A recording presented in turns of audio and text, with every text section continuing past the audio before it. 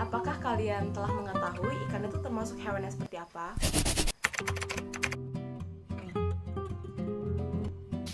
Ikan merupakan vertebrata air yang termasuk hewan berdarah dingin yang dapat ditemukan di air tawar maupun di air garam. Sama sepertinya hal manusia, ikan juga memiliki berbagai sistem di dalam tubuh mereka. Salah satunya ialah sistem peredaran darah tertutup, di mana darah selalu terkandung di dalam rangkaian pembuluh darah. Nah, dengan kata lain, ikan tidak pernah meninggalkan pembuluh darah dan tidak mengisi rongga tubuh. Sistem peredaran darah tertutup pada ikan memiliki dua pola, yaitu pola sirkulasi tunggal dan pola sirkulasi ganda. Pola sirkulasi tunggal di mana darah melewati jantung hanya sekali selama setiap jaringan lengkap. Darah yang kekurangan oksigen dari jaringan tubuh datang ke jantung dan jantung mempompa oksigen ke insang. Nah, di insang ini akan terjadi pertukaran gas dan darah beroksigen dari insang yang beredar ke seluruh tubuh. Nah, di sisi lain, pada mamalia, darah terdioksigenasi memasuki jantung, di mana ia dipompa ke paru-paru untuk beroksigenasi. Nah, darah beroksigenasi dikembalikan ke jantung dari paru-paru yang akan diangkut ke seluruh tubuh. Sistem peredaran ikan cukup sederhana, terdiri dari pembuluh jantung, darah, dan pembuluh darah. Jantung ikan adalah struktur otot sederhana yang terletak di belakang dan di bawah insang. Jantung tertutup oleh membran perikardial atau perikardium. Jantung terdiri dari atrium, ventrikel, struktur berdinding tipis yang dikenal sebagai sinus venosus, dan tabung yang disebut bulbus asterius. Meskipun memiliki 4 bagian, jantung ikan dianggap 2 bilik. Tidak seperti manusia, 4 bagian dari jantung ikan tidak membentuk organ tunggal. Biasanya mereka menemukan satu di belakang yang lainnya. Pembuluh darah pada ikan membawa darah ke seluruh tubuh, sementara arteri membawa darah beroksigen dari insang ke seluruh tubuh.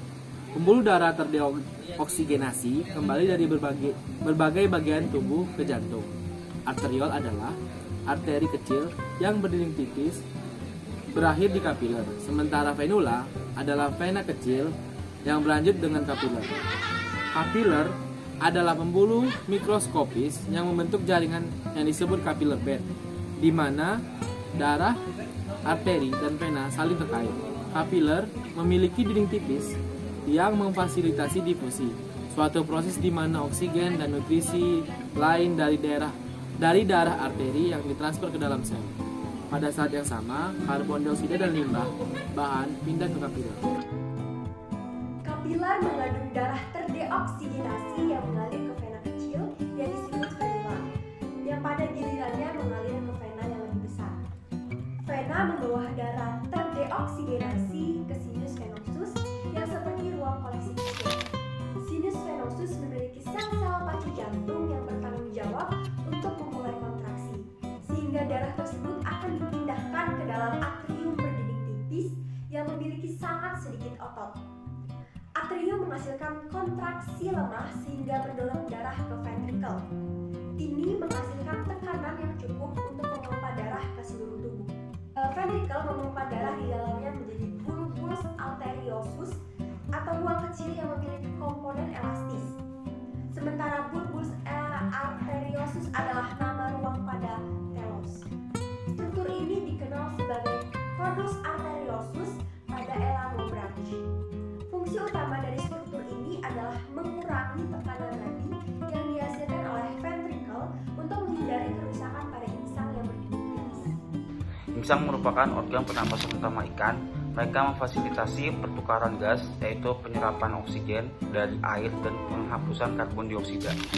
Arteri membawa darah beroksigen dari insang ke seluruh tubuh. Nah, arteri percabangan ke arteriol yang mengalir ke kapiler.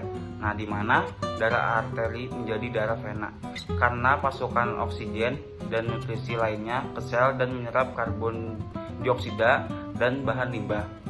Darah dari vena diteruskan ke jantung yang memompa ke insang, di mana karbon dioksida akan diganti dengan oksigen. Darah beroksigen dipasok ke sel-sel dalam tubuh dan siklus terus berulang.